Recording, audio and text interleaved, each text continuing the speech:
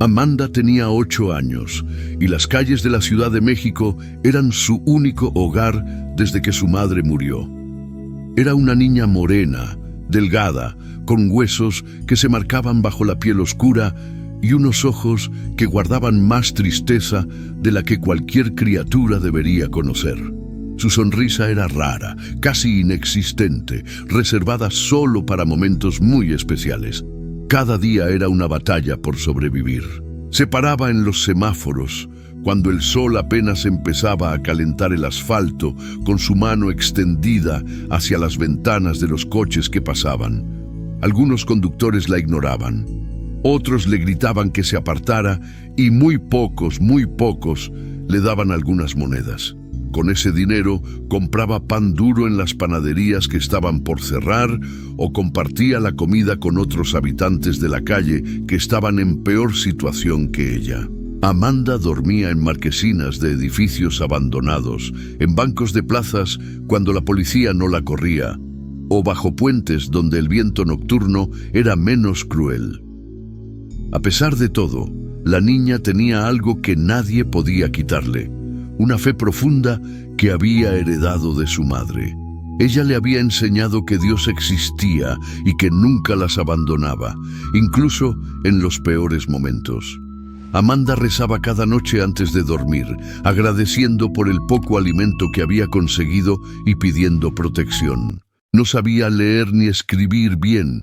Nunca había completado un año escolar completo, pero conocía las historias que su madre le contaba sobre milagros y esperanza. Esa fe la mantenía viva cuando el hambre apretaba demasiado o cuando el frío de la noche la hacía temblar hasta que le dolían los huesos. Amanda ayudaba a otros indigentes cuando podía, compartiendo su comida, avisándoles de lugares seguros para dormir o simplemente quedándose junto a los más enfermos para que no murieran solos. Los demás moradores de calle la conocían y la respetaban. La llamaban la Niña Santa, aunque Amanda no entendía por qué. Ella solo hacía lo que sentía correcto. Alejandro Vargas era todo lo contrario. A sus 45 años había construido un imperio en el sector inmobiliario.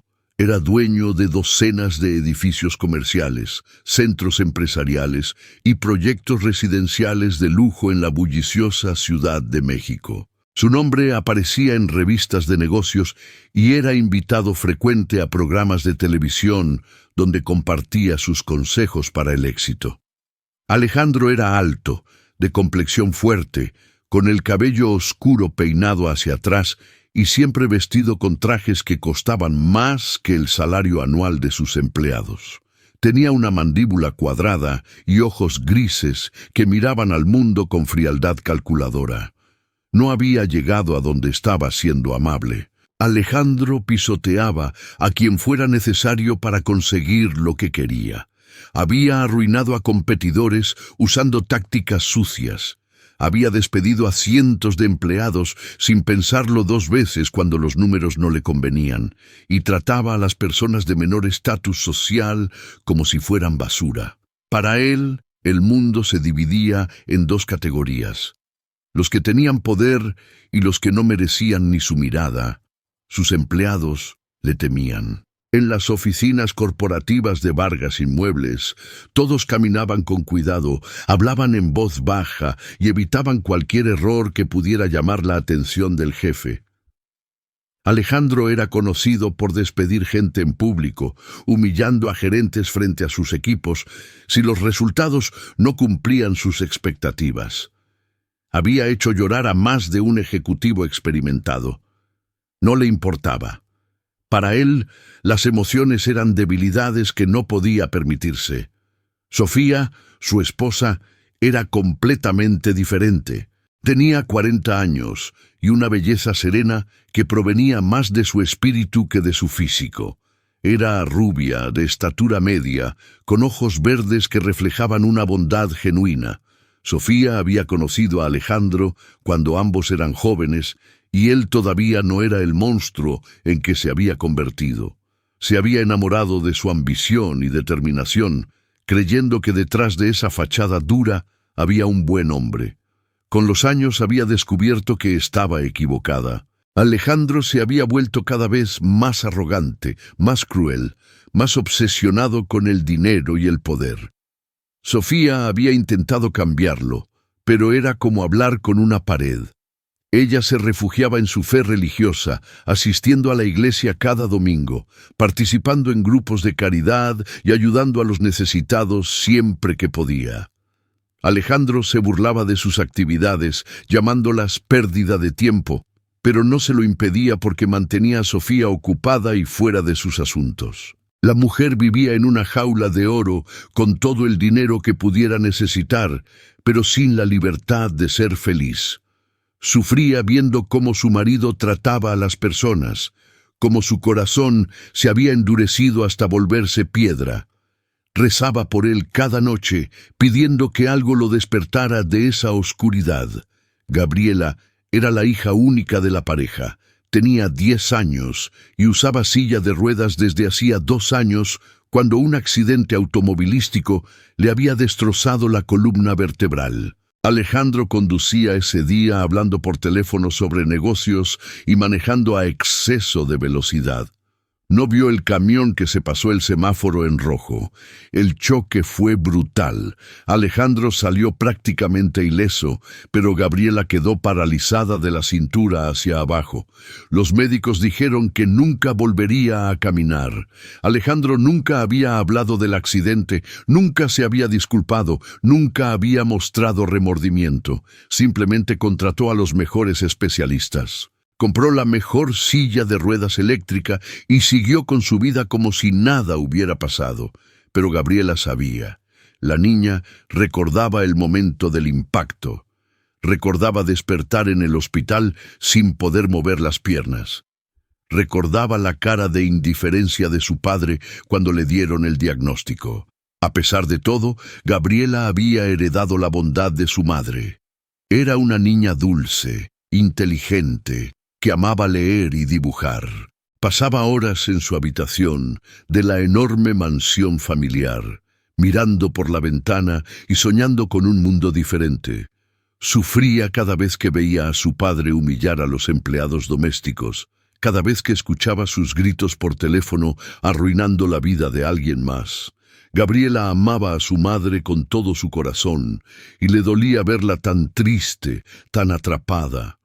La niña rezaba también pidiendo que su padre cambiara, que encontrara algo de humanidad en ese pecho de acero. La mansión de los Vargas era una estructura imponente de 3 pisos con jardines perfectamente cuidados, una piscina olímpica y una vista panorámica de la Ciudad de México. Tenía 10 habitaciones, cada una más lujosa que la anterior, con muebles importados y obras de arte que costaban fortunas. Había un personal de 8 empleados, 3 mucamas, 2 jardineros, un chofer, un cocinero y una enfermera privada para Gabriela. Todos ganaban salarios decentes, pero vivían aterrorizados por Alejandro. El hombre los trataba como sirvientes en el peor sentido de la palabra. Nunca agradecía, siempre exigía y castigaba cualquier pequeño error con amenazas de despido. La única que los trataba con respeto era Sofía, que conocía a cada uno por su nombre. Preguntaba por sus familias y les daba bonos extra cuando podía hacerlo sin que Alejandro se enterara. La vida continuaba así, en una rutina de opulencia vacía y frialdad emocional. Hasta que todo cambió. Gabriela comenzó a sentirse mal. Al principio eran solo cansancios, momentos en que su rostro palidecía sin razón aparente. Sofía se preocupó y la llevó a su pediatra de confianza. El doctor hizo algunos análisis de rutina y no encontró nada alarmante, pero sugirió consultar a un cardiólogo por precaución. La cita con el especialista reveló algo aterrador. Después de una serie de estudios exhaustivos, electrocardiogramas, ecocardiogramas y resonancias magnéticas, el diagnóstico llegó como un martillazo. Gabriela tenía una enfermedad cardíaca extremadamente rara, una condición degenerativa que estaba destruyendo su corazón desde dentro. Los médicos nunca habían visto algo así en alguien tan joven. El doctor López, un cardiólogo de renombre internacional, les dio la noticia con la gravedad que merecía. Gabriela tenía, a lo sumo, 3 días de vida. No había cirugía posible, no había medicamento que pudiera detener el avance de la enfermedad, no había trasplante que sirviera porque el daño era demasiado extenso y avanzaba demasiado rápido. Alejandro no podía creerlo. Por primera vez en su vida se encontró frente a un problema que su dinero no podía resolver. Contrató a los mejores especialistas del mundo. Organizó videoconferencias con eminencias médicas de 3 continentes diferentes. Cada uno revisó los estudios. Cada uno llegó a la misma conclusión devastadora. Gabriela estaba muriendo y no había absolutamente nada que pudiera hacerse. Alejandro ofreció millones por cualquier tratamiento experimental, por cualquier procedimiento no aprobado, por cualquier cosa que diera, aunque fuera un día más de vida a su hija. Todos rechazaron su dinero. No era cuestión de recursos, era simple y dolorosamente imposible. La medicina había llegado a su límite. Sofía se desmoronó. Instalaron a Gabriela en la mejor habitación del hospital privado más exclusivo de la Ciudad de México, con vistas a un jardín interior y todas las comodidades posibles. Pero nada de eso importaba. Su hija se estaba muriendo y ella no podía hacer nada, excepto quedarse a su lado, tomando su mano, acariciando su cabello y rezando con una desesperación que le quemaba el alma.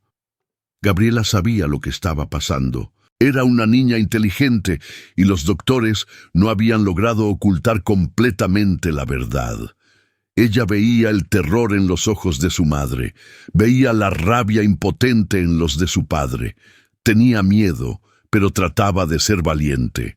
Le decía a Sofía que todo estaría bien, que no llorara, aunque ella misma sentía como su corazón latía cada vez con más dificultad, como el cansancio se volvía más profundo con cada hora que pasaba. Alejandro se convirtió en un hombre diferente, pero no para mejor. Su arrogancia se transformó en furia ciega. Gritaba a los médicos, amenazaba con demandas, exigía respuestas que nadie podía darle. Pasaba las noches caminando por los pasillos del hospital como un animal enjaulado, incapaz de aceptar que algo se le escapaba de las manos. Su imperio, su dinero, su poder, todo era inútil. No podía comprar más tiempo, no podía sobornar a la muerte, no podía amenazar a la enfermedad. Era la primera vez que Alejandro Vargas se sentía completamente impotente y eso lo estaba volviendo loco. El segundo día del plazo fatal, Alejandro salió del hospital necesitando aire. No podía más con las paredes blancas, con los monitores cardíacos que mostraban el deterioro constante de Gabriela, con las lágrimas silenciosas de Sofía. Subió a su automóvil, un sedán de lujo importado que costaba más que una casa, y empezó a conducir sin rumbo. Terminó detenido en un semáforo en una zona comercial de la Ciudad de México. El sol golpeaba fuerte sobre el pavimento y había mucha gente en las calles. Fue entonces cuando Amanda apareció. La niña se acercó al coche con su mano extendida, sus ropas sucias y rasgadas colgando de su cuerpo delgado. Golpeó suavemente la ventana. Alejandro lo vio y algo dentro de él explotó. Toda su rabia, toda su impotencia, todo su dolor encontraron un objetivo. Bajó la ventana de golpe y comenzó a gritarle a la niña con una violencia que hizo que los peatones se detuvieran a mirar. «¡Lárgate de aquí, maldita vagabunda!», aulló Alejandro, su cara enrojecida de furia. «Eres un pedazo de basura, no sirves para nada. Deberías estar muerta en alguna alcantarilla. Vete antes de que llame a la policía para que te encierren». Amanda retrocedió sorprendida por la violencia de las palabras. Otras niñas de la calle habrían respondido con insultos o habrían huido asustadas. Pero Amanda solo miró al hombre con sus grandes ojos oscuros, llenos de una tristeza profunda. No dijo nada. Simplemente dio media vuelta y se alejó mientras el semáforo cambiaba a verde y Alejandro arrancaba con las llantas chirriando. El empresario siguió conduciendo, pero las palabras que había escupido le quemaban la garganta. No sabía por qué había descargado su furia contra esa niña inocente. No sabía por qué se sentía aún peor ahora. Esa noche Amanda durmió bajo su puente habitual. Era una estructura de concreto que cruzaba un río seco con espacios amplios donde varios indigentes se refugiaban. Había un hombre mayor llamado Javier que siempre compartía espacio con Amanda, cuidándola como si fuera su abuelo. Estaba también una mujer llamada Rosa, que había perdido a su familia en un incendio y ahora vagaba por las calles hablando sola.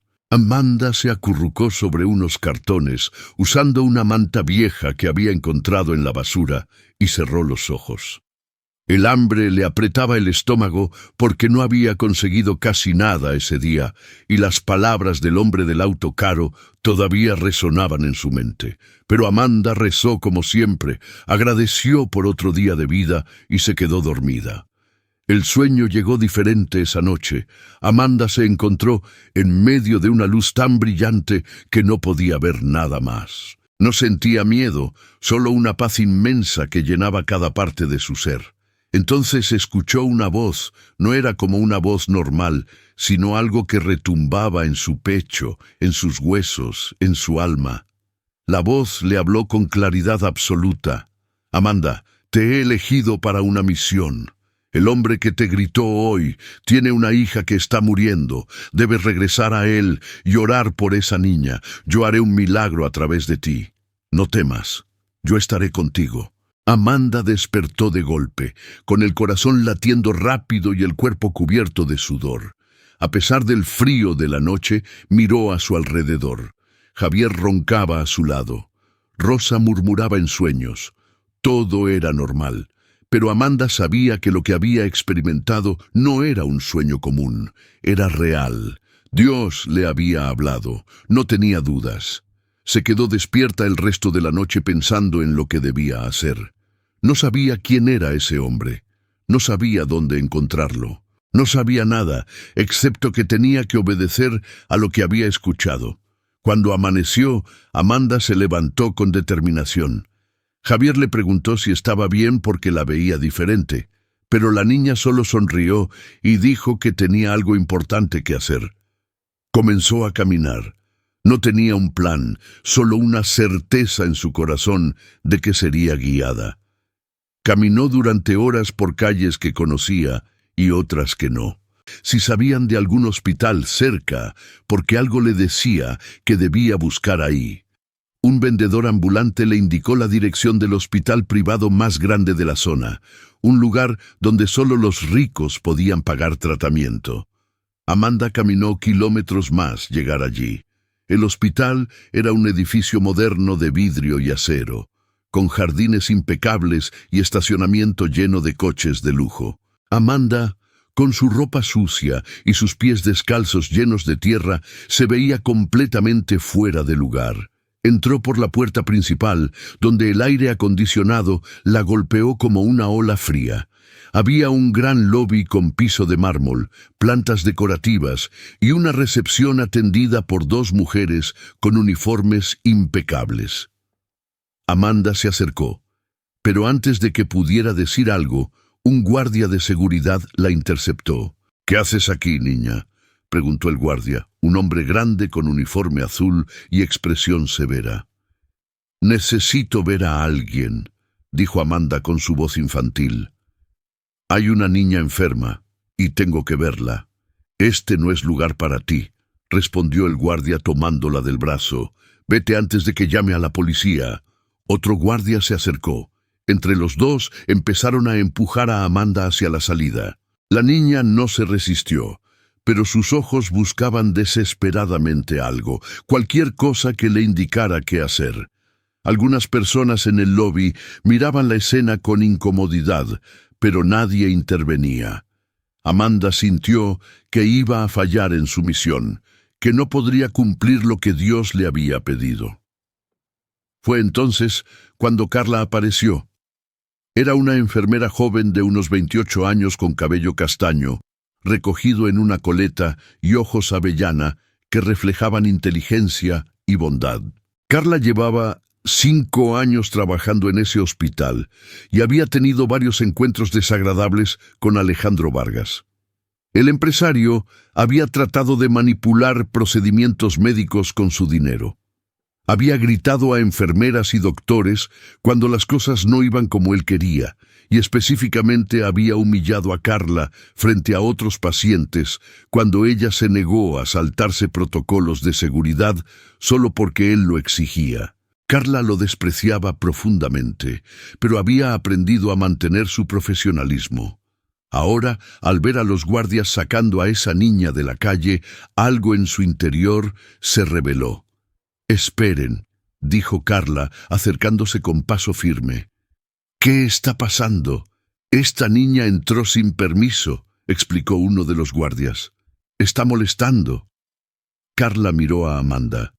Había algo en los ojos de la niña, una determinación mezclada con desesperación que la conmovió profundamente. Recordó que Alejandro Vargas tenía a su hija internada en estado crítico en el 3er piso. Todos en el hospital lo sabían porque el empresario había hecho suficiente escándalo. Podría ser coincidencia. «Déjenla», ordenó Carla con autoridad. «Yo me hago responsable». Los guardias dudaron, pero Carla era respetada en el hospital. Finalmente soltaron a Amanda y se alejaron, aunque vigilándolas de cerca, Carla se arrodilló para quedar a la altura de la niña. «¿Por qué estás aquí?», preguntó suavemente. «Tengo que ver a una niña que está enferma», respondió Amanda. «Dios me dijo que viniera a orar por ella». Carla sintió un escalofrío. Podría haber descartado las palabras de la niña como fantasías, pero algo en su tono, en su mirada, la detuvo. Tomó una decisión que podría costarle su trabajo. «Ven conmigo», dijo, «pero tienes que ser muy silenciosa». Carla guió a Amanda por pasillos laterales, evitando áreas concurridas. Subieron por una escalera de servicio hasta el 3er piso. El corazón de Carla latía fuerte porque sabía que si alguien las descubría, especialmente Alejandro, habría consecuencias graves. Pero no podía explicar por qué sentía que esto era lo correcto, que tenía que ayudar a esta niña a llegar a donde necesitaba ir. Caminaron por un corredor silencioso hasta llegar a una puerta con el número 314. Carla sabía que era la habitación de Gabriela Vargas. Respiró profundo y tocó suavemente antes de abrir. La habitación era espaciosa y lujosa como una suite de hotel. Gabriela estaba en la cama, pálida como un fantasma, con monitores cardíacos conectados a su pecho y una mascarilla de oxígeno sobre su rostro. Sofía estaba sentada junto a ella, sosteniendo su mano con los ojos hinchados de tanto llorar. Alejandro estaba de pie junto a la ventana, mirando hacia afuera con los puños apretados. Ambas se volvieron cuando la puerta se abrió. La expresión de Alejandro pasó de sorpresa a incredulidad y luego a furia absoluta cuando reconoció a Amanda. Su cara se puso roja y sus ojos se abrieron como platos. «¿Qué demonios hace esta basura aquí?», rugió avanzando hacia Carla con pasos amenazantes. «¿Cómo te atreves a traer a una vagabunda de la calle a la habitación de mi hija?» «Señor Vargas, por favor», intentó Carla retrocediendo. «La niña dice que no me importan lo que diga», interrumpió Alejandro fuera de sí. «Sáquenla de aquí ahora, llamen a seguridad. Voy a hacer que te despidan y que nunca vuelvas a trabajar en ningún hospital». Sofía se había levantado confundida y alarmada. Miraba a Amanda con curiosidad, mezclada con preocupación. Había algo en la niña que no le parecía amenazante, pero su marido estaba fuera de control. «Alejandro, Cálmate, intentó decir, pero su voz era débil y temblorosa. No voy a calmarme, gritó Alejandro, agarrando a Amanda del brazo con fuerza. Esta parásita no tiene nada que hacer aquí. Fue entonces cuando Gabriela habló. Su voz era apenas un susurro débil que salió desde la mascarilla de oxígeno, pero en el silencio que siguió al grito de Alejandro, todos lo escucharon claramente. Papá, déjala quedarse. Alejandro se quedó paralizado. Giró para mirar a su hija. Gabriela tenía los ojos abiertos mirando a Amanda con una expresión que era difícil de describir. Había paz en ese rostro moribundo, como si la presencia de la niña de la calle le trajera consuelo. Gabriela, no sabes lo que dices, dijo Alejandro, pero su voz había perdido fuerza. Esta niña no es por favor, papá, insistió Gabriela haciendo un esfuerzo visible por hablar. Déjala quedarse. Alejandro soltó a Amanda como si el contacto le quemara. Miró a su hija, luego a la niña de la calle. Luego a su esposa Sofía. Tenía lágrimas en los ojos, pero asintió levemente apoyando el pedido de Gabriela. Alejandro sintió que el mundo se le venía encima. Estaba exhausto, derrotado, sin fuerzas para seguir peleando. Con un gesto brusco señaló hacia Carla. Si algo le pasa a mi hija por culpa de esto, te haré responsable. Amenazó, aunque sus palabras sonaban huecas. Salió de la habitación dando un portazo que hizo temblar las paredes. Se quedó en el pasillo apoyado contra la pared, temblando de rabia e impotencia. Dentro de la habitación, Carla cerró la puerta suavemente. Sofía miraba a Amanda con una mezcla de esperanza y miedo. ¿Quién eres?, preguntó con voz suave. Me llamo Amanda, respondió la niña. Dios me mandó para orar por tu hija. Sofía se llevó una mano a la boca conteniendo un sollozo. Carla se quedó junto a la puerta observando con asombro. Amanda se acercó lentamente a la cama. Gabriela la miraba con esos ojos cansados, pero había curiosidad en ellos y algo más, algo que parecía reconocimiento, aunque nunca se hubieran visto antes. Amanda extendió su mano pequeña y sucia, y Gabriela, con esfuerzo, levantó la suya. Cuando sus dedos se tocaron, ambas sintieron algo como una corriente eléctrica suave que recorrió sus cuerpos. Amanda cerró los ojos. No hizo ningún teatro. No levantó la voz, no realizó gestos dramáticos, simplemente comenzó a hablar con Dios, como quien habla con un amigo cercano. Dios, tú me dijiste que viniera. Esta niña está muy enferma, y los doctores dicen que no hay nada que hacer. Pero yo sé que tú puedes hacer cualquier cosa. Tú hiciste que mi mamá tuviera comida cuando no teníamos nada. Tú me has cuidado en las calles cuando tenía mucho miedo. Sé que amas a esta niña igual que me amas a mí. Por favor, sánala. Hazlo por su mamá, que está muy triste, y por ella, que es buena. Yo creo que puedes hacerlo. Gracias por escucharme. La habitación quedó en silencio. Amanda mantuvo los ojos cerrados unos segundos más, luego los abrió y sonrió a Gabriela. Era una sonrisa genuina, la primera que alguien había visto en su rostro en mucho tiempo. Va a estar bien, dijo Amanda con total certeza. Dios te va a curar. Sofía estalló en llanto, cubriéndose el rostro con las manos. Carla sintió lágrimas rodando por sus propias mejillas, sin saber bien por qué. Gabriela apretó suavemente la mano de Amanda y asintió como si ella también creyera esas palabras. En el pasillo, Alejandro había escuchado todo a través de la puerta. Quería burlarse, quería gritar que todo eso era una estupidez, que la religión era para débiles y que las oraciones no curaban enfermedades, pero no pudo. Algo en la voz de esa niña, en su fe pura, la había desarmado completamente. Amanda se despidió de Gabriela con un gesto de la mano y dejó que Carla la guiara hacia la salida. La enfermera la llevó por el mismo camino discreto y la dejó en la puerta del hospital. Antes de irse, Amanda la miró y dijo: «Tú también eres buena». Dios te bendice por ayudarme. Luego desapareció entre la gente de la calle, de vuelta a su mundo de semáforos y puentes. Carla se quedó parada ahí, sintiendo que había sido parte de algo que no comprendía, pero que era importante. Regresó a su turno sintiéndose extrañamente esperanzada. Las horas pasaron lentamente. Alejandro volvió a entrar a la habitación de Gabriela sin decir palabra. Se sentó en una silla en la esquina. Mirando el piso, sumido en sus pensamientos, Sofía se mantuvo junto a su hija, rezando en silencio.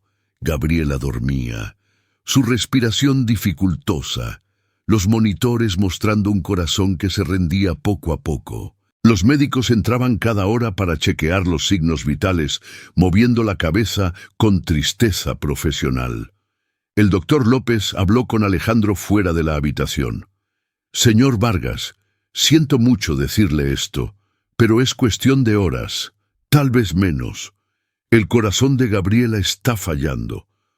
Podemos mantenerla cómoda, sin dolor, pero más allá de eso, entiendo», interrumpió Alejandro con voz muerta.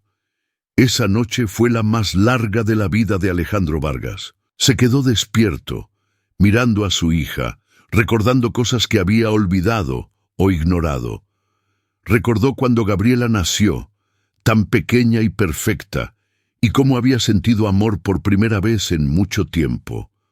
Recordó las veces que Gabriela le había pedido que jugara con ella y Alejandro había dicho que estaba ocupado. Recordó el accidente, el momento en que todo cambió y cómo había sido su culpa, pero nunca lo admitió. Recordó cada vez que su hija lo había mirado buscando aprobación y él había estado demasiado concentrado en sus negocios para notarlo. Las lágrimas comenzaron a caer por las mejillas de Alejandro, silenciosas y amargas. Si Gabriela moría, moriría sin que su padre le hubiera dicho nunca que la amaba de verdad. Pero entonces algo cambió. Era cerca de la medianoche cuando uno de los monitores cardíacos emitió un pitido diferente. La enfermera de turno entró corriendo, pensando que era el fin, pero lo que vio la dejó paralizada. Los números en la pantalla estaban subiendo. El ritmo cardíaco de Gabriela, que había estado débil y errático, comenzaba a estabilizarse. La enfermera llamó al doctor de guardia inmediatamente. El doctor llegó, revisó los monitores, revisó a Gabriela y no podía creer lo que estaba viendo. Llamó a más especialistas. En cuestión de una hora, la habitación estaba llena de médicos y enfermeras, todos mirando los datos con expresiones de incredulidad. El corazón de Gabriela estaba mejorando, no solo estabilizándose, sino activamente mejorando. Hicieron nuevos electrocardiogramas, nuevos análisis de sangre, todo lo que pudieron en medio de la noche. Los resultados eran imposibles, pero innegables. La enfermedad que estaba matando a Gabriela estaba retrocediendo. El doctor López llegó, aunque no estaba de turno, llamado urgentemente por su equipo, revisó todo meticulosamente una y otra vez. Pasaron 48 horas de estudios constantes. Al final del segundo día, Gabriela estaba sentada en su cama, sin mascarilla de oxígeno, comiendo y hablando normalmente. Los análisis mostraban que su corazón estaba completamente sano. No había rastro alguno de la enfermedad. Era como si nunca hubiera estado enferma.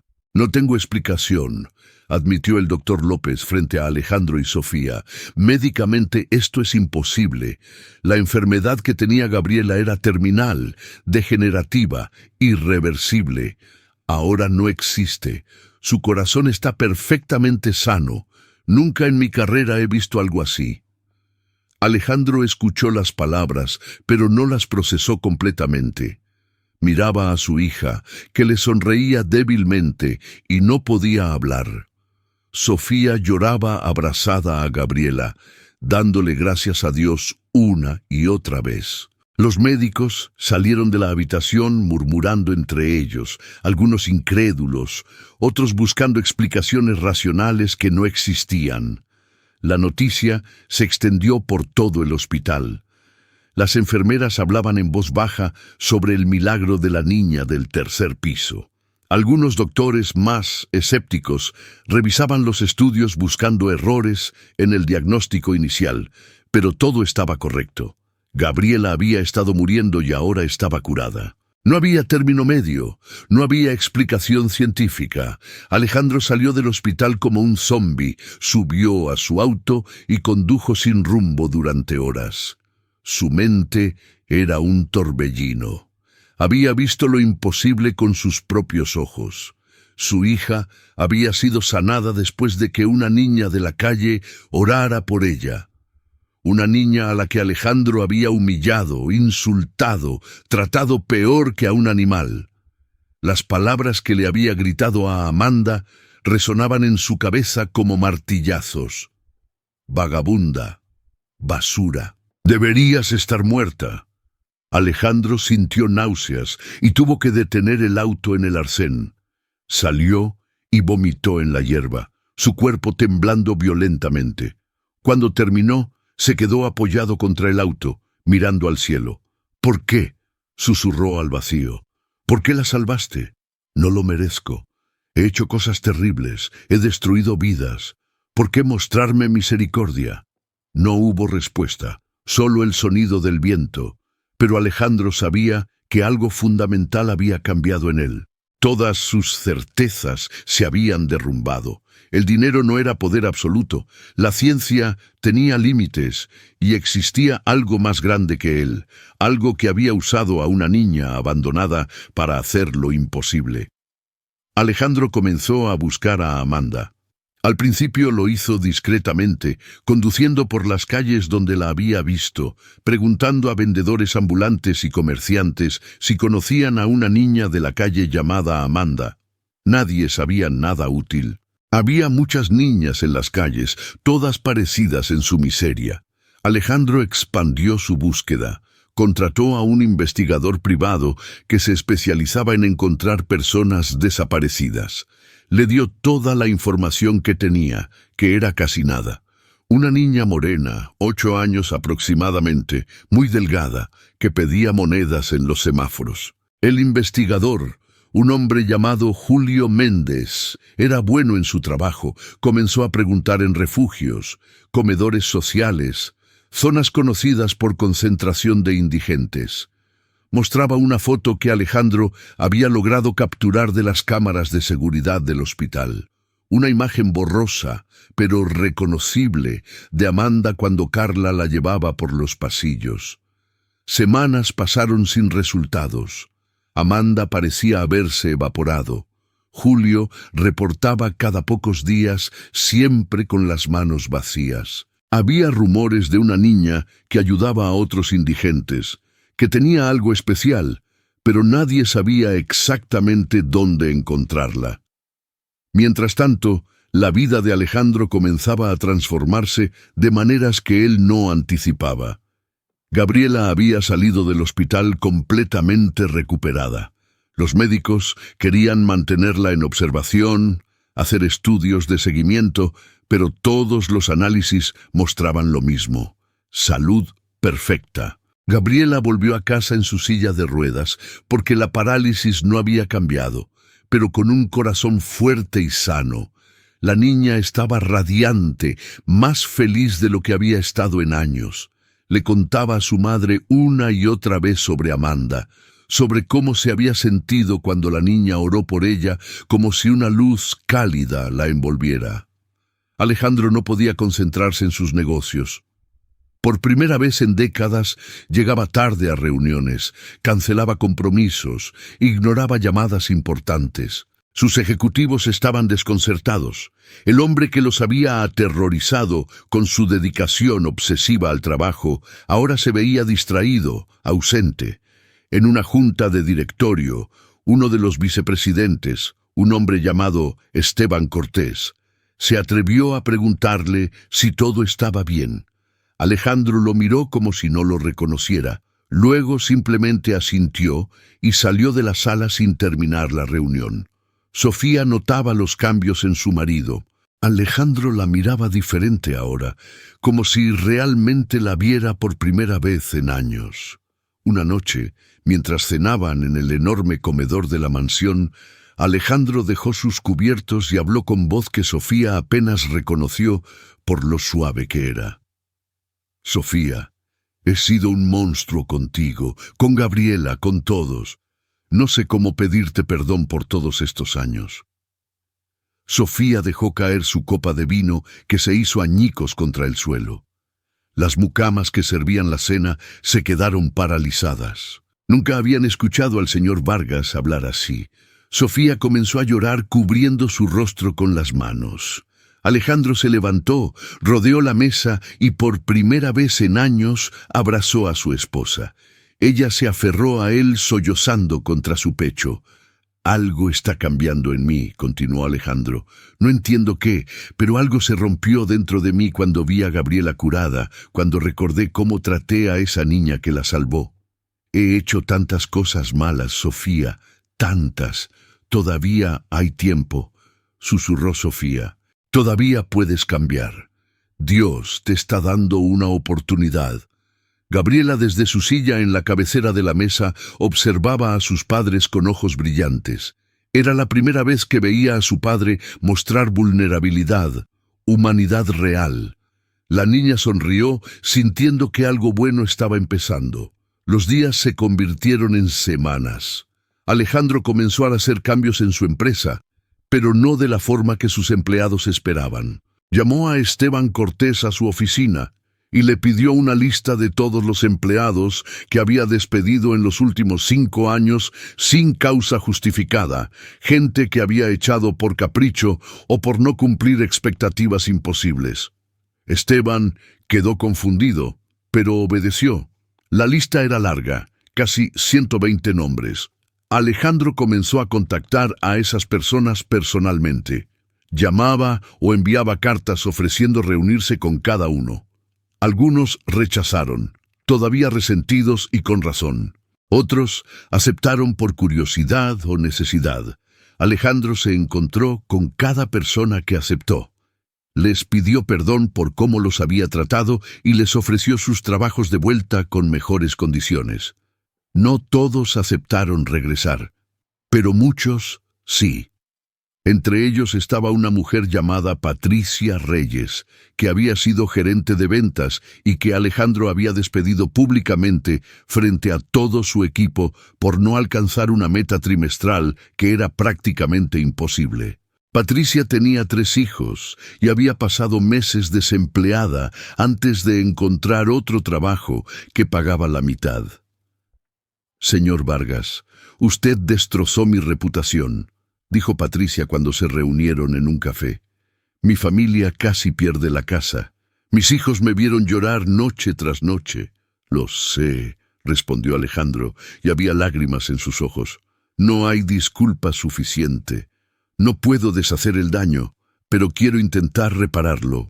Quiero ofrecerte tu puesto de vuelta con un aumento del 40% sobre tu salario anterior y un bono para compensar lo que perdiste». Patricia lo miró largamente buscando algún truco, alguna trampa, pero solo vio sinceridad en los ojos del hombre que la había humillado. «¿Qué le pasó?», preguntó ella. «Usted no es la misma persona que me despidió».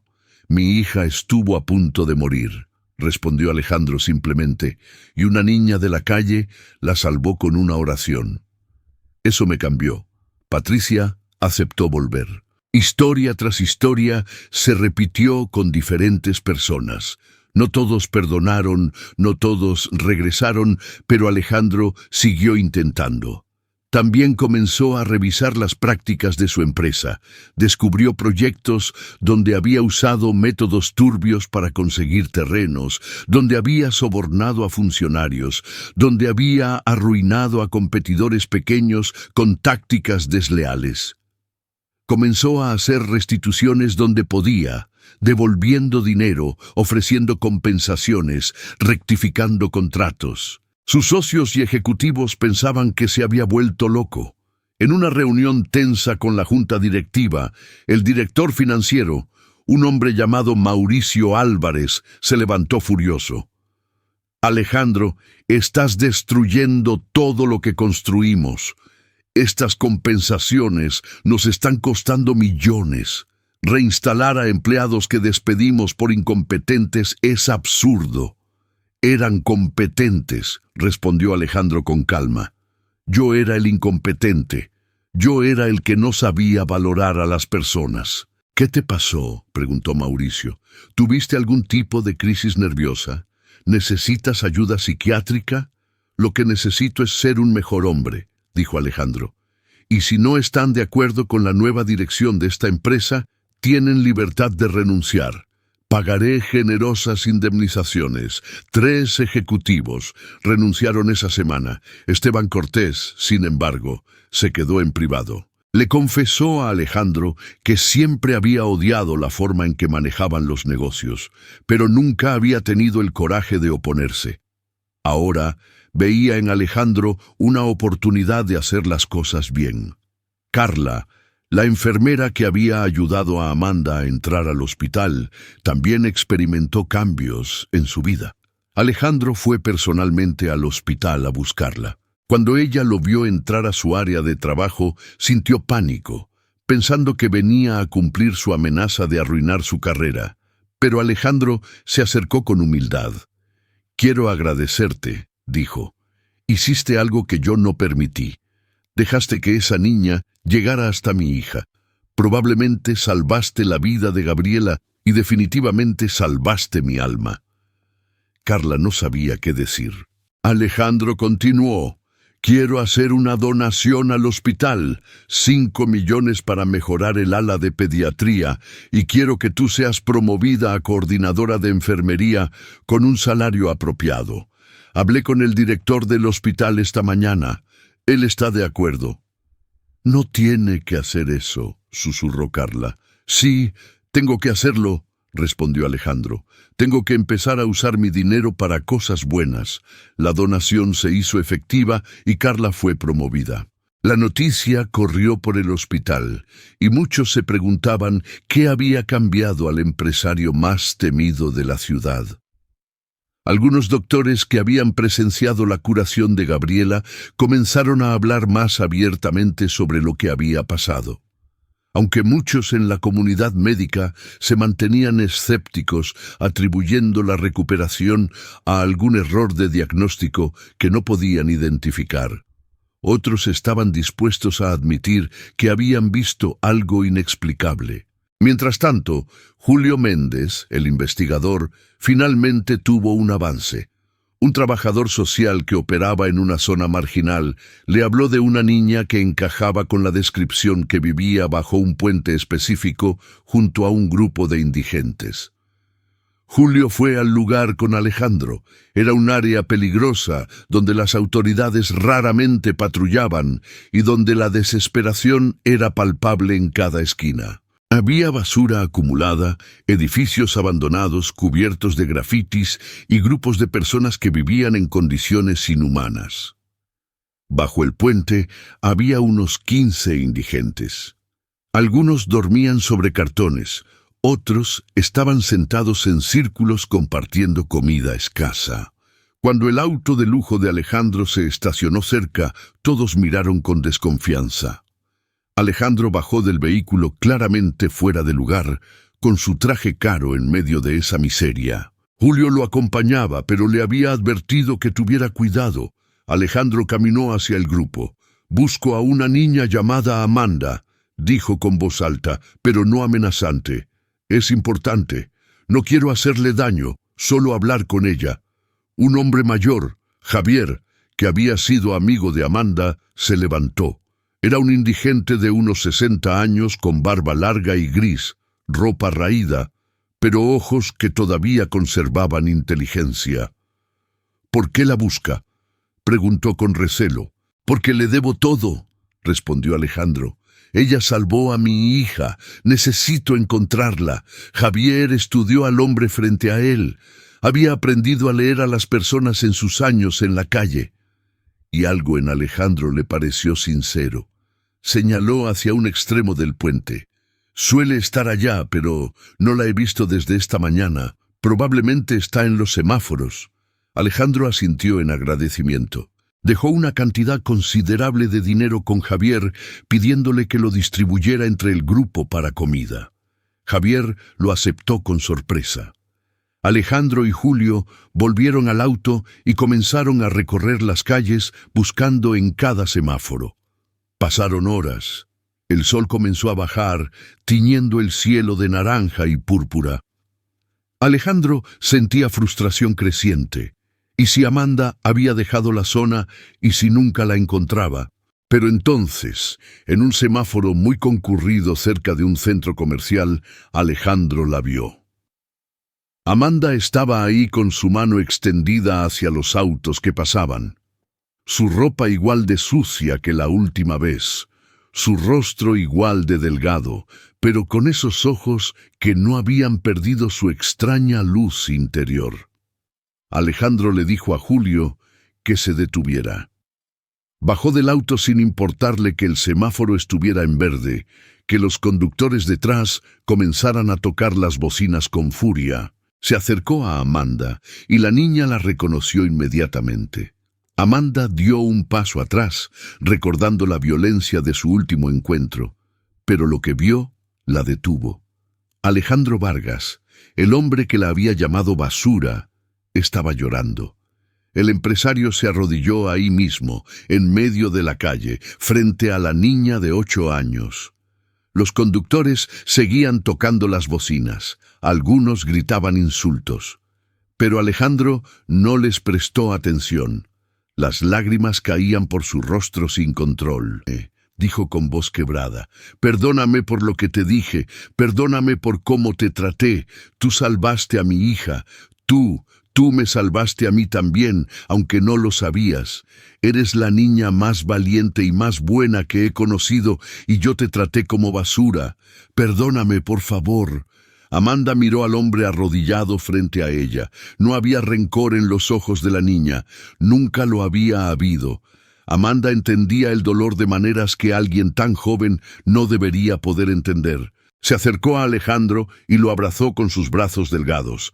Alejandro se aferró a la niña y sollozó como no lo había hecho desde que era un crío. «Dios te ama», susurró Amanda en su oído. «Él me lo dijo. Te ama y quiere que seas feliz». Alejandro se separó, mirando a la niña a través de sus lágrimas. La gente en los autos había dejado de tocar las bocinas. Algunos habían bajado de sus vehículos, observando la escena con curiosidad y conmoción. Una mujer tenía su teléfono en alto grabando. Alejandro no le importó. Solo le importaba esta niña.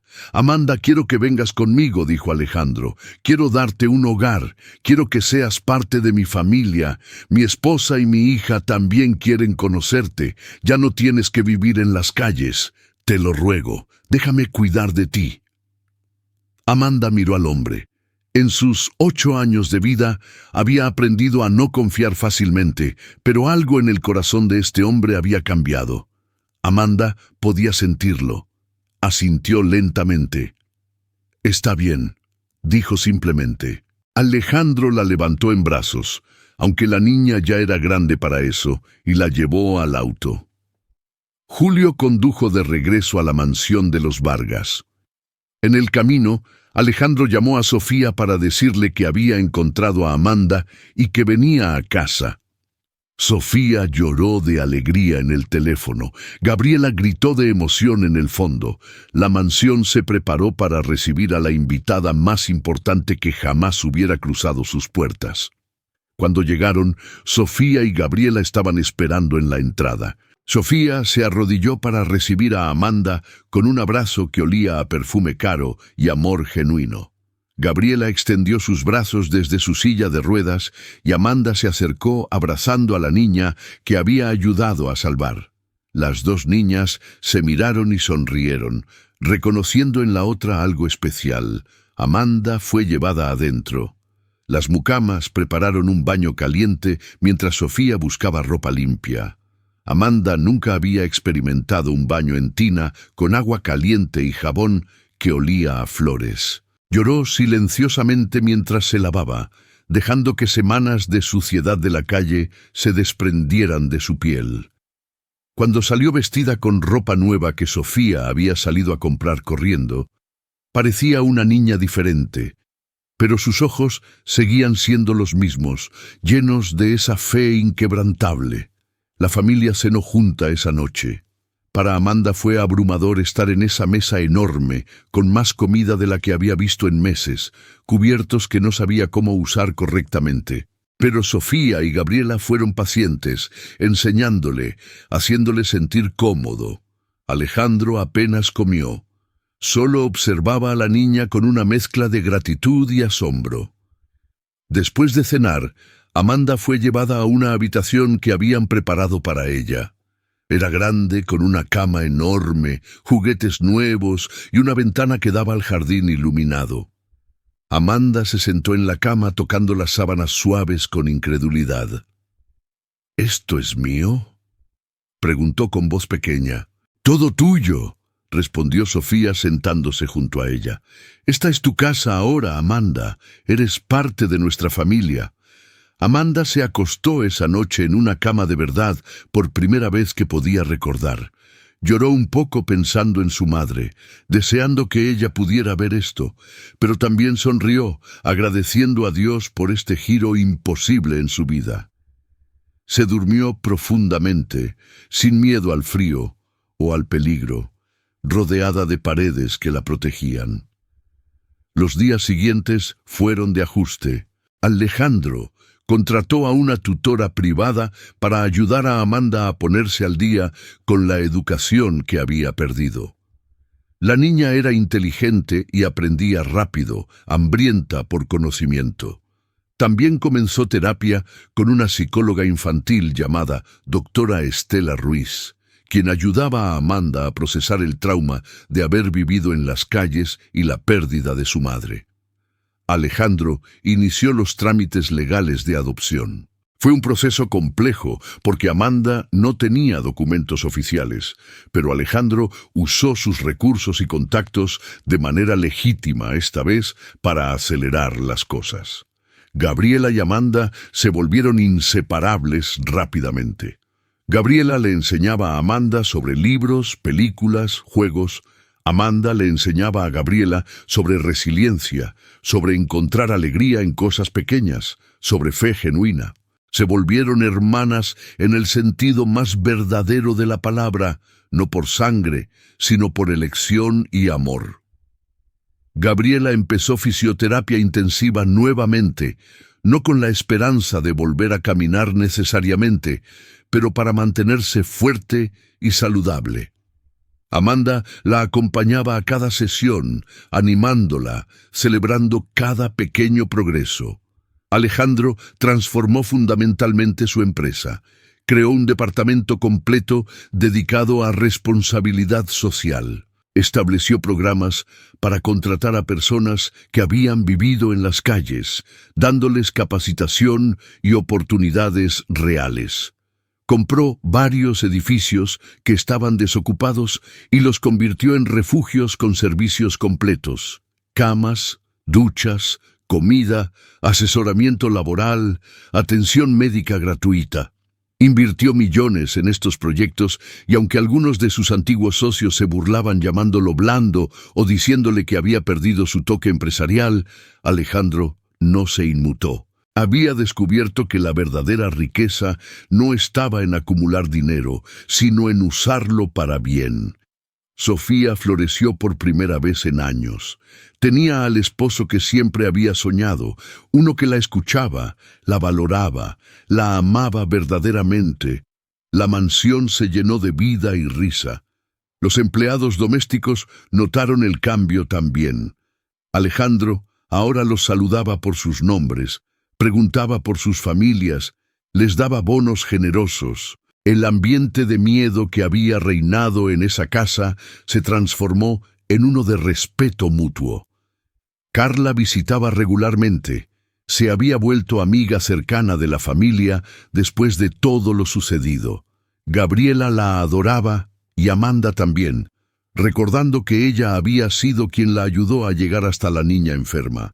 Carla les contaba historias del hospital, de cómo la donación de Alejandro había mejorado las instalaciones y salvado vidas. La coordinación de enfermería le permitía implementar cambios que siempre había soñado, mejorando las condiciones de trabajo para su equipo y la atención para los pacientes. Alejandro y Sofía decidieron hacer algo más. Abrieron las puertas de su mansión para refeitorios comunitarios cada fin de semana. Indigentes, familias pobres, cualquiera que lo necesitara, podía venir y recibir una comida caliente servida con dignidad. Alejandro, Sofía, Gabriela y Amanda servían personalmente. El empresario que alguna vez había considerado a los pobres como basura, ahora ponía comida en sus platos con sus propias manos. Escuchaba sus historias, aprendía sus nombres. Cada persona que llegaba era tratada como un invitado valioso. Javier, el anciano que había cuidado de Amanda en las calles, fue uno de los primeros en venir. Cuando vio a Amanda ayudando a servir comida, vestida con ropa limpia y con mejillas que ya no estaban hundidas por el hambre, el viejo lloró de alegría. Alejandro habló largamente con Javier, aprendiendo sobre la vida en las calles, sobre las dificultades que estas personas enfrentaban. Ofreció a Javier un trabajo en uno de sus refugios como consejero para otros indigentes. Javier aceptó feliz de tener propósito nuevamente. Rosa, la mujer que había perdido a su familia en un incendio y vagaba hablando sola, también recibió ayuda. Alejandro pagó por tratamiento psiquiátrico apropiado, y eventualmente Rosa mejoró lo suficiente como para vivir en uno de los refugios de manera permanente. Nunca recuperó completamente su estabilidad mental, pero al menos tenía un lugar seguro y atención médica. Los meses pasaron. La adopción de Amanda fue finalmente aprobada. Hubo una pequeña ceremonia en la corte donde oficialmente se convirtió en Amanda Vargas. La niña lloró cuando el juez firmó los papeles. Sofía la abrazó. Alejandro puso una mano en su hombro. Gabriela aplaudió desde su silla. Eran oficialmente una familia. Amanda comenzó a asistir a una escuela privada excelente. Al principio fue difícil. Las otras niñas la miraban con curiosidad y algunas con desdén, cuando se enteraban de que había vivido en las calles. Pero Amanda tenía algo que ellas no tenían. Había sobrevivido a cosas que nunca podrían imaginar, y eso le daba una fortaleza interior que eventualmente ganó respeto. Hizo amigas, aprendió rápido y se destacó especialmente en matemáticas y ciencias.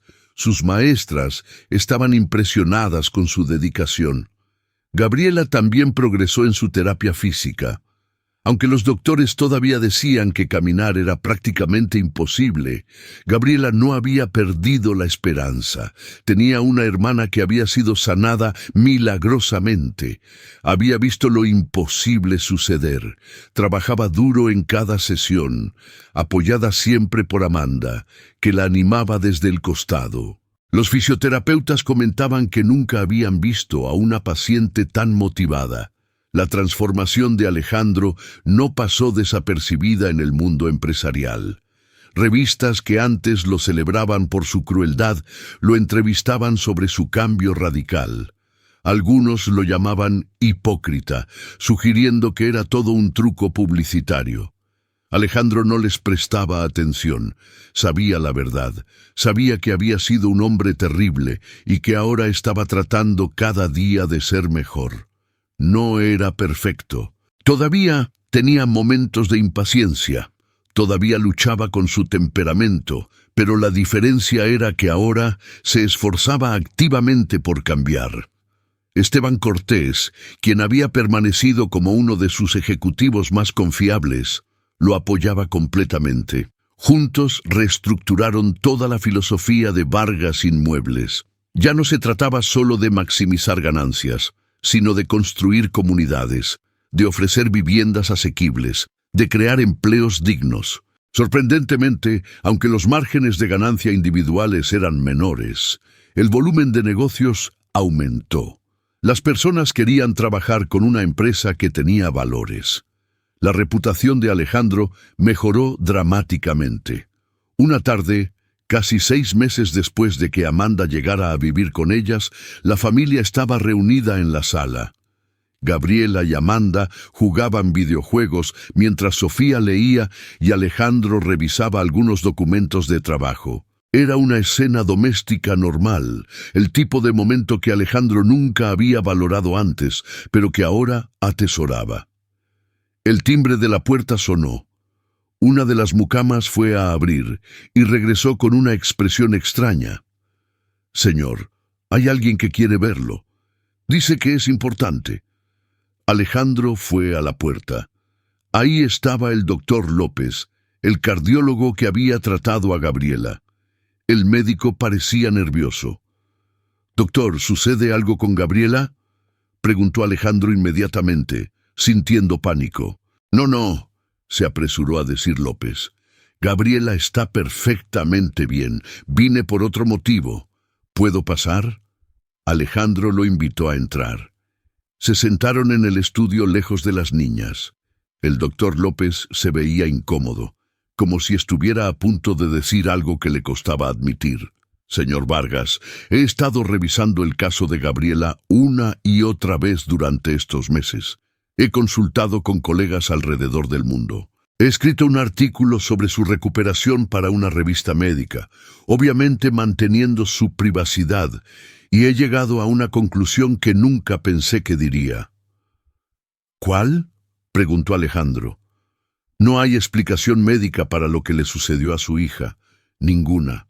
He tenido que aceptar que presencié algo que la ciencia no puede explicar. Un milagro, si quiere llamarlo así. Y quería decirle esto en persona porque me cambió. Yo era un escéptico completo.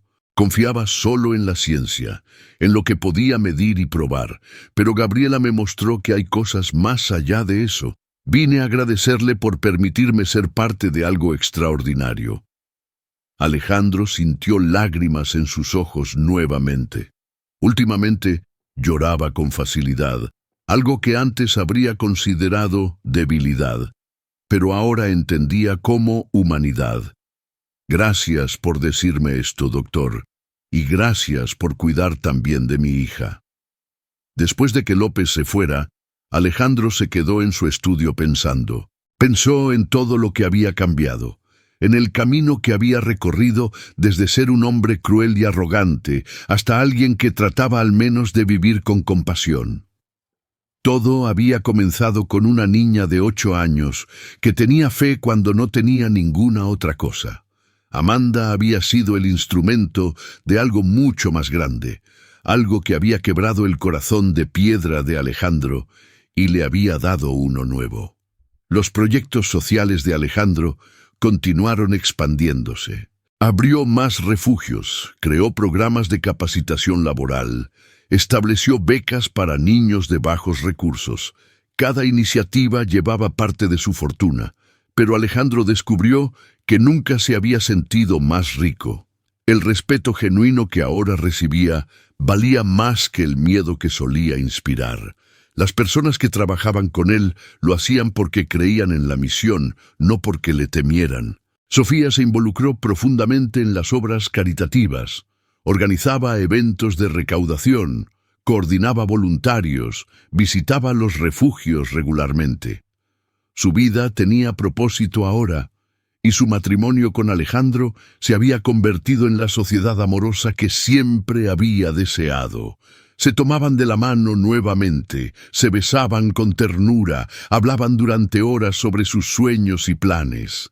Era como si se hubieran reencontrado después de años perdidos. Gabriela continuó su progreso en su primer cumpleaños. Casi un año después de su curación milagrosa, la familia organizó una fiesta grande. Invitaron no solo a compañeras de escuela de Gabriela y Amanda, sino también a muchas de las personas que se habían beneficiado de los programas de Alejandro. Javier estaba ahí, ahora con ropa decente y trabajando tiempo completo en el refugio. Carla vino con su familia. Patricia Reyes, quien había regresado a trabajar en la empresa, trajo a sus 3 hijos. El jardín de la mansión se llenó de gente de todos los estratos sociales, mezclándose y celebrando juntos. Era exactamente el tipo de evento que el viejo Alejandro habría despreciado, pero el nuevo Alejandro lo disfrutaba profundamente. Durante la fiesta algo extraordinario sucedió. Gabriela estaba en su silla de ruedas cerca de la piscina, riendo con Amanda y algunas amigas, cuando de repente sintió algo extraño en sus piernas. Era una sensación que no había experimentado en casi 3 años, como hormigueo, como si la sangre volviera a circular después de estar dormida. Gabriela se quedó inmóvil, confundida. Amanda notó el cambio en la expresión de su hermana. ¿Estás bien?, preguntó Amanda. Siento mis piernas, susurró Gabriela con los ojos muy abiertos. La conversación a su alrededor se detuvo. Sofía, que estaba cerca, escuchó las palabras de su hija y corrió hacia ella. Alejandro dejó caer el vaso que sostenía y se acercó rápidamente. Gabriela miraba sus propias piernas con una mezcla de miedo y esperanza. «Intenta mover los dedos de los pies», dijo Amanda con voz tranquila pero emocionada. Gabriela se concentró. Por primera vez en casi 3 años, los dedos de su pie derecho se movieron. Apenas fue perceptible, pero todas lo vieron.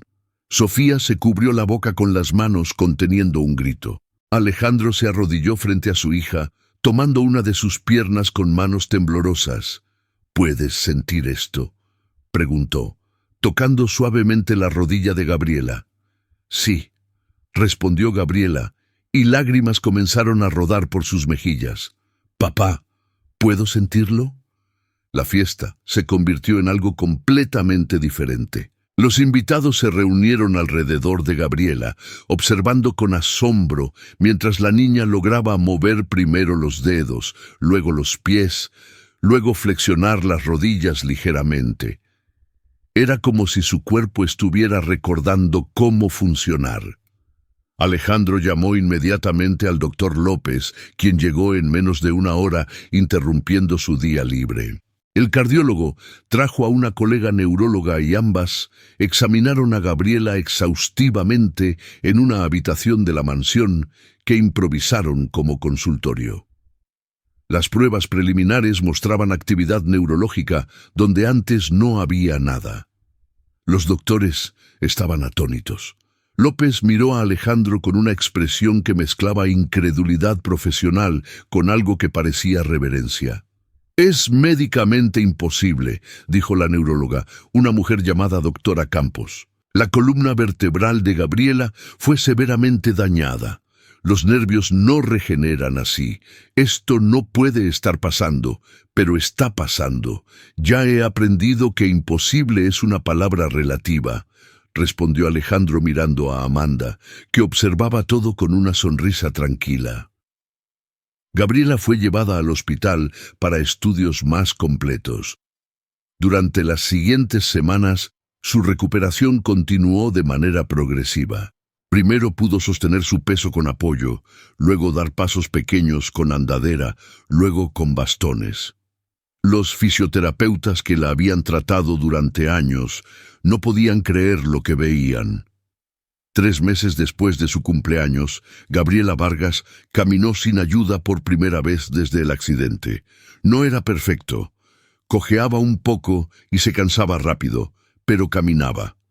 La noticia se extendió como fuego. Los medios de comunicación querían entrevistar a la familia, hacer documentales sobre los 2 milagros de Gabriela. Alejandro rechazó la mayoría de las solicitudes protegiendo la privacidad de sus hijas, pero aceptó una entrevista en un programa de noticias serio, con la condición de que se usara para hablar sobre los problemas de las personas sin hogar y promover los refugios que había establecido. Durante la entrevista, Alejandro habló con honestidad brutal sobre quién había sido y quién estaba tratando de ser ahora. Admitió sus fallas pasadas. Habló sobre cómo Amanda había cambiado su vida, sobre los milagros que había presenciado. La entrevista se volvió viral. Miles de personas se sintieron conmovidas. Las donaciones para los refugios aumentaron dramáticamente. Otros empresarios contactaron a Alejandro, queriendo saber cómo podían implementar programas similares en sus propias empresas. Pero no todo fue positivo. También hubo críticos.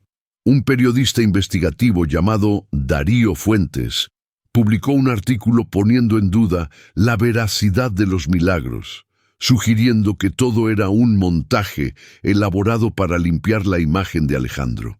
Fuentes había entrevistado a algunos de los ejecutivos que habían renunciado de Vargas Inmuebles, quienes alegaban que Alejandro estaba usando esto como estrategia de relaciones públicas. El artículo generó controversia. Alejandro leyó el artículo y sintió el viejo impulso de destruir al periodista, de usar su poder para arruinarlo, pero respiró profundo y recordó quién era ahora. En lugar de atacar, invitó a Darío Fuentes a pasar un día completo con él, con acceso total, para que viera por sí mismo. Fuentes aceptó esperando encontrar pruebas de fraude. Lo que Fuentes vio durante ese día lo cambió. Acompañó a Alejandro a reuniones de trabajo, donde el empresario rechazó oportunidades de negocios que no eran éticas. Visitó los refugios y vio el trabajo real que se estaba haciendo. Habló con decenas de personas cuyas vidas habían sido transformadas. Conoció a Amanda y Gabriela. Escuchó sus historias directamente. Al final del día, Fuentes estaba convencido. Escribió un segundo artículo, retractándose del primero y contando la verdad que había descubierto. No todos le creyeron, pero muchos sí. Amanda continuó siendo el corazón de la familia. Nunca perdió su humildad ni su fe. A pesar de vivir ahora rodeada de lujo, seguía pidiendo permiso antes de tomar comida. Seguía agradeciendo por cada pequeña cosa. Seguía ayudando a otros siempre que podía. En la escuela se convirtió en líder de un grupo de estudiantes que hacían trabajo voluntario. Organizaban colectas de ropa y comida. Visitaban asilos de ancianos, limpiaban parques. Amanda inspiraba a otras niñas a preocuparse por quienes sufrían. Gabriela, ahora caminando, acompañaba a Amanda en muchas de estas actividades. Las dos hermanas eran inseparables y complementarias. Gabriela aportaba recursos y organización. Amanda aportaba compasión y conexión genuina con las personas necesitadas. Juntas hacían una diferencia real en su comunidad. Alejandro transformó completamente su relación con el dinero. Estableció un fideicomiso donde destinaba el 70% de las ganancias de su empresa a obras sociales. Vivía bien. Su familia vivía cómodamente, pero ya no acumulaba riqueza por el simple hecho de tenerla. El dinero se había convertido en una herramienta para el bien, en lugar de un fin en sí mismo. Sus cuentas bancarias ya no definían su valor como persona. Sofía floreció de maneras que nunca imaginó posibles. Escribió un libro sobre su experiencia, sobrevivir con un esposo cruel y ver su transformación. El libro se tituló Cuando el milagro cambia todo y se convirtió en un éxito de ventas. Sofía usó las ganancias para establecer un fondo de becas para niños en situación de calle, ayudándolos a acceder a educación de calidad. Daba charlas en iglesias y centros comunitarios, inspirando a otras mujeres atrapadas en situaciones difíciles a no perder la esperanza. Los empleados de la mansión Vargas también experimentaron cambios en sus vidas. Alejandro aumentó sus salarios significativamente y estableció un programa de educación continua, pagando por cursos y capacitaciones que ellos quisieran tomar. La cocinera, una mujer llamada Sofía, que había trabajado ahí durante 10 años en silencioso temor, ahora tomaba clases nocturnas de repostería profesional con el apoyo financiero de Alejandro. El jardinero mayor llamado Fernando pudo finalmente traer a su familia de otro estado porque ahora ganaba lo suficiente para mantenerlos. Cada empleado tenía una historia de cómo la transformación de Alejandro había mejorado sus vidas. Los fines de semana, cuando la mansión abría sus puertas para los refeitorios comunitarios, el lugar se llenaba de vida y diversidad. Había madres solteras con sus hijos, ancianos solos, jóvenes que habían perdido sus trabajos, familias enteras que luchaban por sobrevivir. Todas eran recibidas con dignidad y amor. Amanda siempre estaba en la puerta de entrada, saludando a cada persona que llegaba como si fuera una vieja amiga. Recordaba nombres, preguntaba por situaciones específicas, hacía que cada persona se sintiera vista y valorada. Javier, el anciano que había cuidado de Amanda en las calles, se convirtió en una figura paterna para muchos de los residentes de los refugios. Su experiencia viviendo sin hogar le daba credibilidad y su naturaleza amable le daba efectividad. Ayudaba a otros a navegar el sistema de servicios sociales, los acompañaba a entrevistas de trabajo, les enseñaba cómo manejar el dinero cuando finalmente conseguían empleo.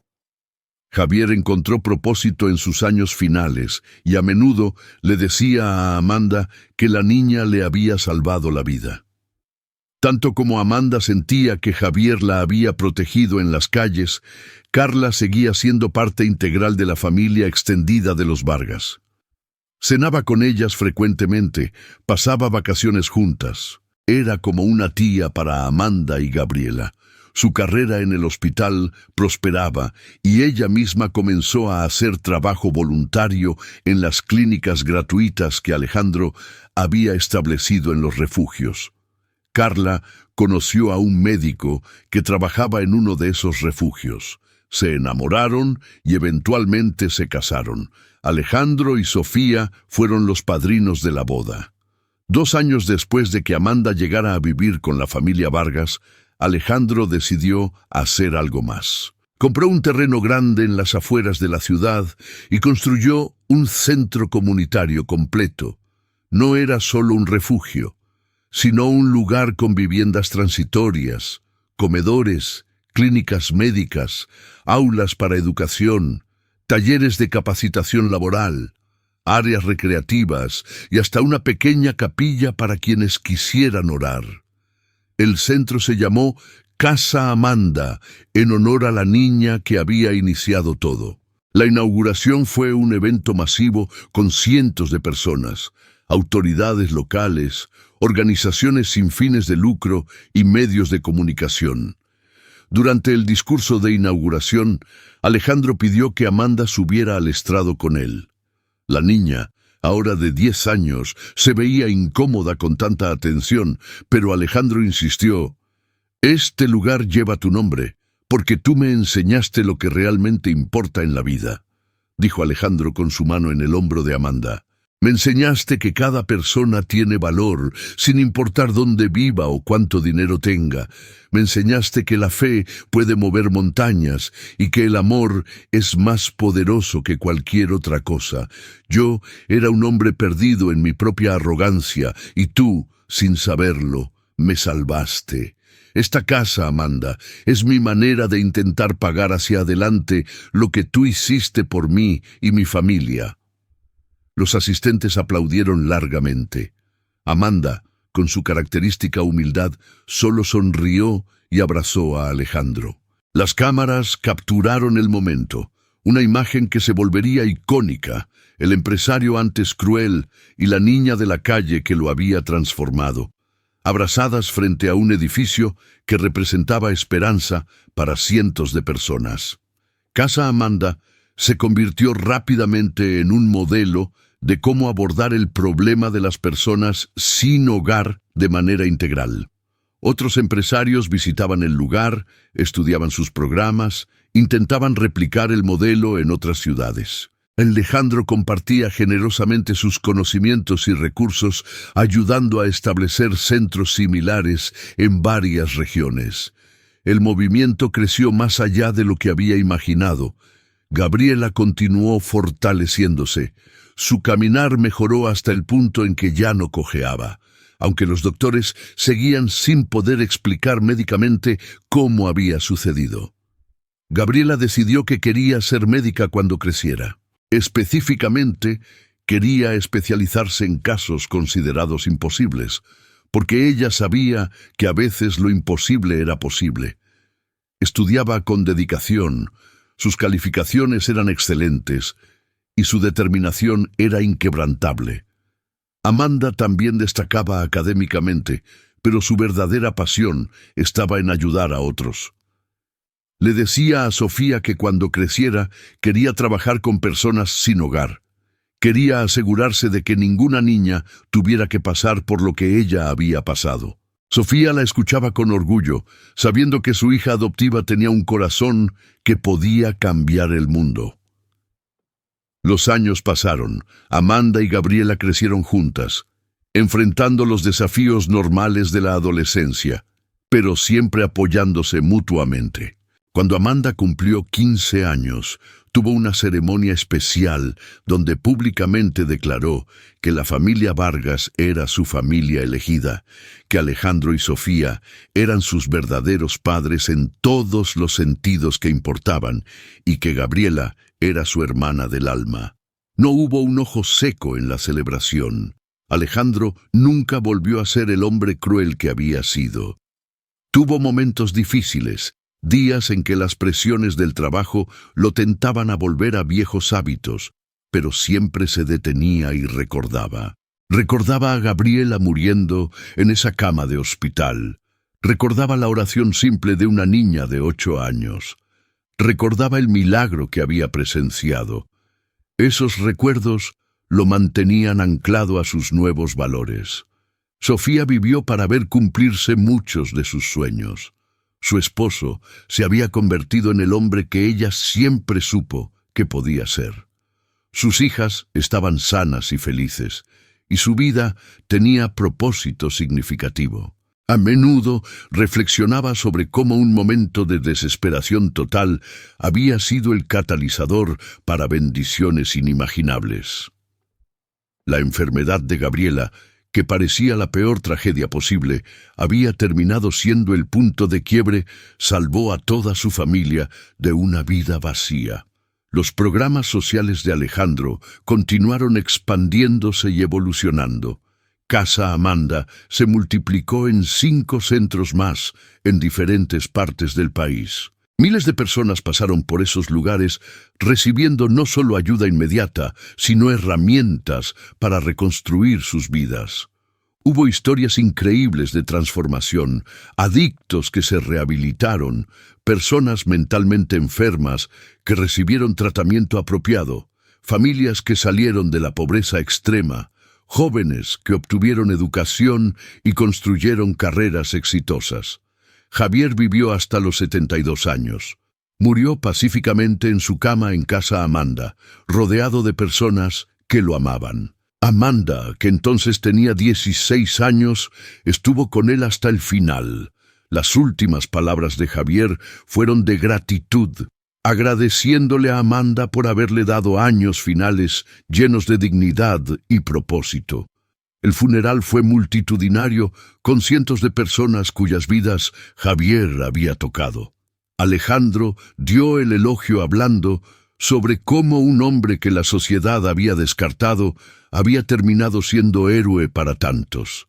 Alejandro también se reconcilió con personas de su pasado que había dañado. Buscó a competidores que había arruinado de manera deshonesta y les ofreció restitución. No todos aceptaron. Algunos lo rechazaron con amargura justificada. Pero Alejandro hizo el esfuerzo de todas formas. Cada disculpa, cada intento de reparación era un paso más en su camino de redención. La empresa Vargas Inmuebles se convirtió en líder no solo en construcción, sino en responsabilidad social corporativa. Ganó premios por sus prácticas laborales justas, por sus proyectos de vivienda accesible, por su compromiso con el medio ambiente. La ironía no se le escapaba a Alejandro tratando de hacer el bien en lugar de maximizar ganancias a cualquier costo. Su empresa era ahora más exitosa y respetada que nunca. Cuando Amanda cumplió 18 años, decidió tomarse un año antes de la universidad para trabajar tiempo completo en Casa Amanda. Quería estar en las trincheras, ayudando directamente a personas como ella había sido. Alejandro y Sofía la apoyaron completamente.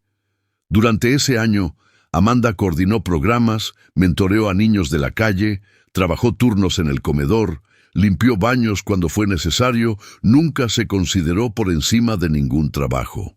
Su humildad y dedicación inspiraban a todos los que trabajaban con ella.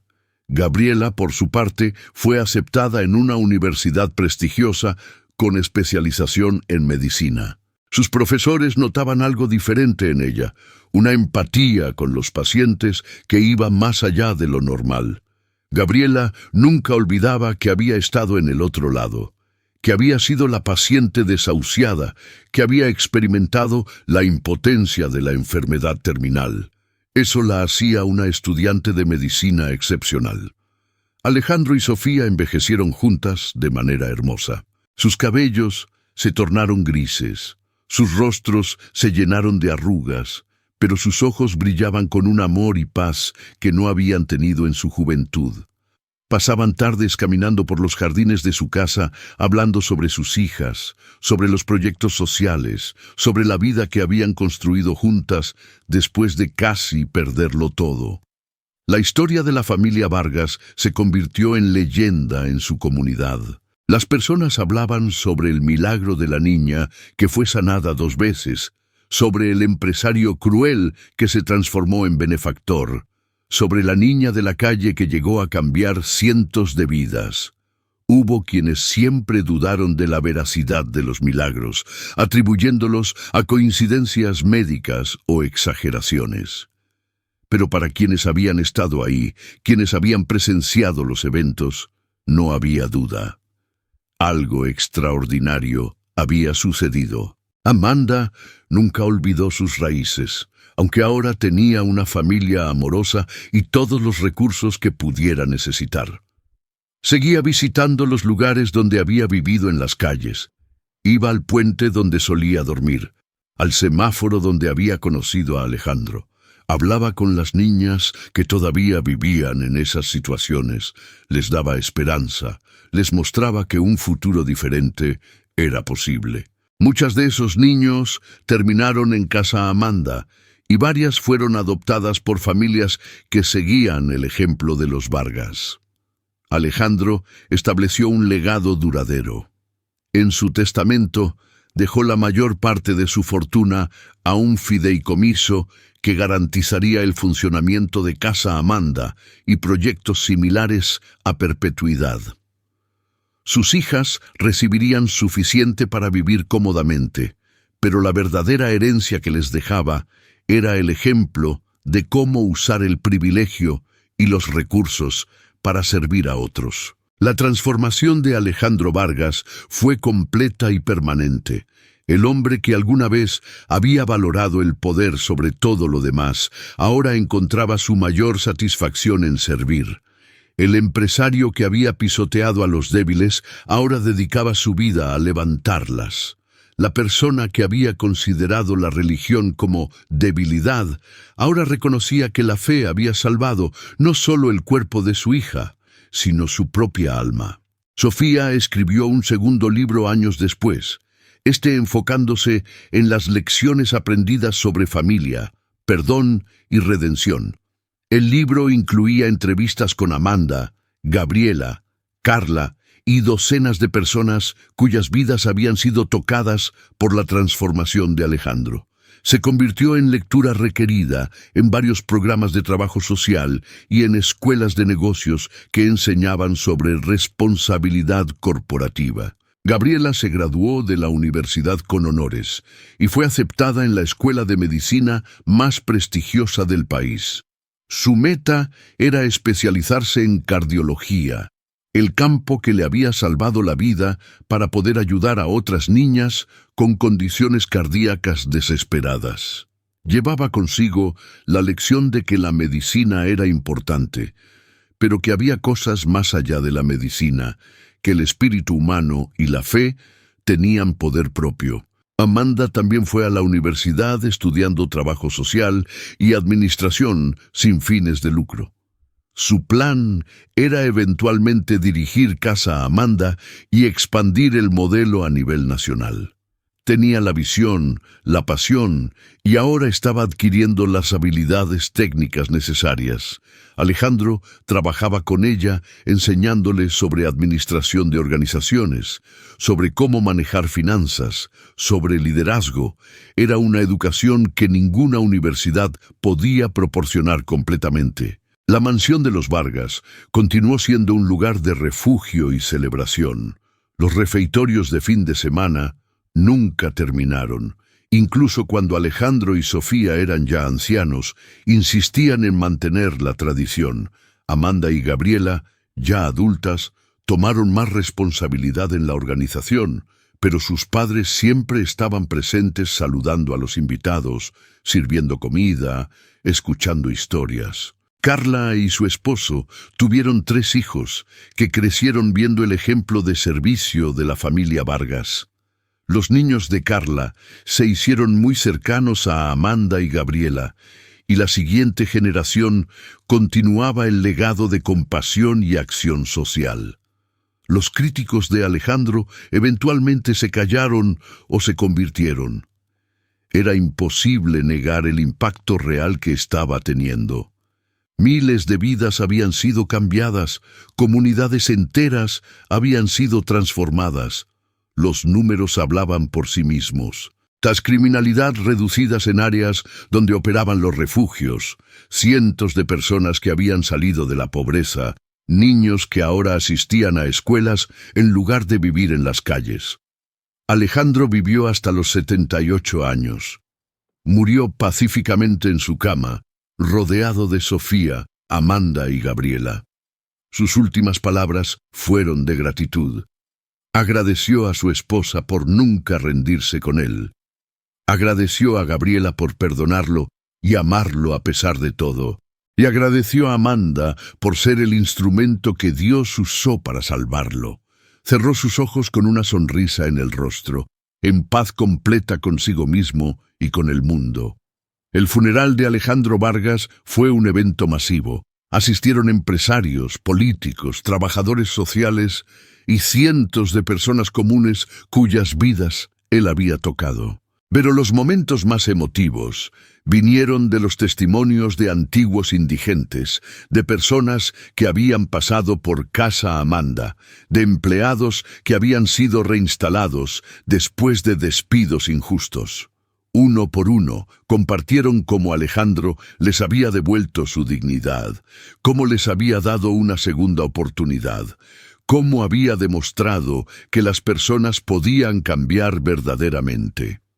Amanda, ahora una mujer de 30 años, dio el elogio principal. Habló sobre el hombre que la había insultado en aquel semáforo tantos años atrás, sobre cómo ese mismo hombre se había convertido en su padre en todos los sentidos que importaban.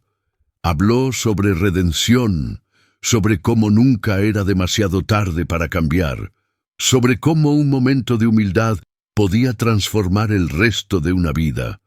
Gabriela, médica ya establecida, compartió memorias de su padre. Habló sobre el accidente que la había paralizado, sobre cómo su padre nunca se disculpó en ese momento, pero cómo eventualmente se había disculpado por todo, sobre cómo la enfermedad terminal que casi la mataba había terminado salvando a toda su familia. Habló sobre los 2 milagros que había experimentado y sobre cómo su padre había sido parte fundamental de ambos. Sofía vivió varios años más después de la muerte de Alejandro. Pasó ese tiempo escribiendo, dando charlas y sobre todo siendo abuela. Amanda se casó con un hombre maravilloso que también trabajaba en servicios sociales y tuvieron 2 hijos. Gabriela se casó con una colega médica y tuvieron una hija. Sofía disfrutó cada momento con sus nietos, contándoles historias sobre su abuelo Alejandro, sobre cómo había sido y cómo había cambiado. asegurándose de que la próxima generación conociera el legado completo. Casa Amanda continuó operando y expandiéndose. Amanda eventualmente se convirtió en su directora ejecutiva, implementando programas innovadores que combinaban sus experiencias personales con educación profesional. El modelo de Casa Amanda fue adoptado en más de 20 ciudades, ayudando a decenas de miles de personas a salir de las calles y reconstruir sus vidas. Gabriela se especializó en cardiología pediátrica como había planeado. Se volvió una de las especialistas más respetadas en su campo, pero también era conocida por su humanidad y por nunca rendirse con pacientes que otros consideraban casos perdidos. A menudo contaba su propia historia a las familias de sus pacientes, dándoles esperanza en los momentos más oscuros. La historia de Amanda, Gabriela y Alejandro se convirtió en tema de libros, documentales y hasta una película. Aunque muchos detalles se dramatizaron o cambiaron en las adaptaciones, el corazón de la historia permanecía. Una niña de la calle con fe inquebrantable, un empresario cruel transformado por el amor y milagros que desafiaban toda explicación. Era una historia sobre segundas oportunidades, sobre el poder del perdón, sobre cómo una persona puede cambiar no solo su propia vida, sino las vidas de miles. Sofía murió a los 85 años, también pacíficamente, rodeada de amor. En su funeral, Amanda y Gabriela hablaron sobre cómo ella había sido el corazón de la familia, la que había mantenido la fe cuando todo parecía perdido, la que había rezado por años por un cambio que finalmente llegó. Sus nietos compartieron memorias de una abuela amorosa que les enseñó sobre compasión y servicio. Después de la muerte de Sofía, Amanda y Gabriela decidieron hacer algo especial. Usando parte de su herencia, establecieron la Fundación Sofía Vargas, dedicada específicamente a ayudar a mujeres y niños en situaciones de abuso doméstico o pobreza extrema.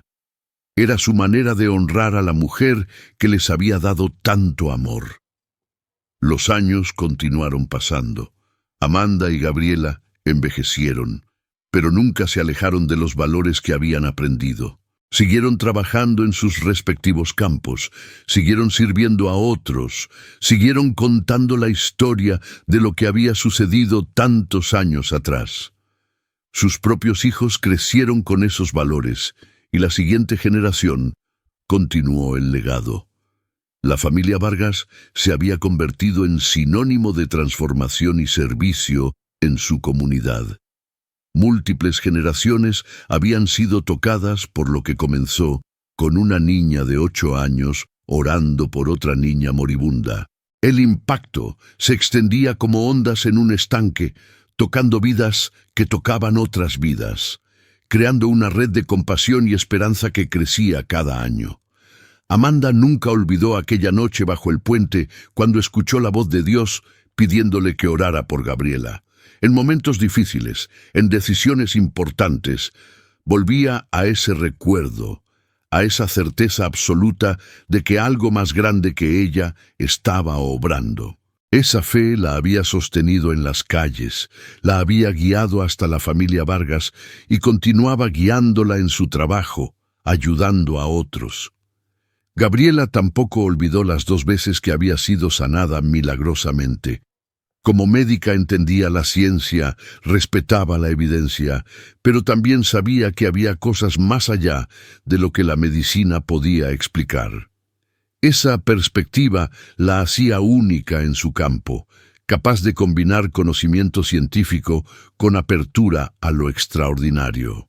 La historia de los Vargas era real, documentada, imposible de negar para quienes la habían vivido. Era una historia sobre cómo el dinero y el poder no eran lo más importante, sobre cómo la fe podía mover montañas, sobre cómo nunca era demasiado tarde para cambiar. Era sobre una niña que había sido abandonada por el mundo, pero nunca abandonada por Dios, sobre un empresario que había perdido su humanidad, pero la había recuperado, sobre una familia que casi se destruye, pero que encontró redención. Y en el centro de todo estaba un momento simple, una niña de la calle tomando la mano de una niña moribunda y hablando con Dios como quien habla con un amigo cercano. De ese momento había fluido todo lo demás, todas las transformaciones, todos los milagros, todas las vidas cambiadas. Era un testimonio del poder de la fe pura y simple, del tipo que solo una niña que no tenía nada más podía tener. La mansión de los Vargas eventualmente se convirtió en un museo y centro educativo, preservando la historia y enseñando a nuevas generaciones sobre servicio, redención y fe. Los refeitorios comunitarios continuaron operando allí todos los fines de semana, ahora dirigidos por las nietas y bisnietas de Alejandro y Sofía. La tradición nunca murió. Casa Amanda siguió expandiéndose, convirtiéndose en una red nacional de refugios que ayudaba a miles cada año. El modelo había sido copiado en otros países, adaptado a diferentes contextos, pero manteniendo siempre el corazón original: tratar a cada persona con dignidad, ofrecer no solo ayuda inmediata, sino herramientas para transformación real, y reconocer que todas tenían valor inherente sin importar sus circunstancias. La historia terminó donde comenzó, con fe.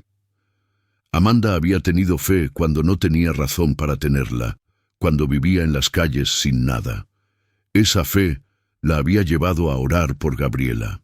Esa oración había sanado no solo el cuerpo de la niña, sino el alma de su padre. Y de esa sanación había surgido una transformación que había tocado miles de vidas.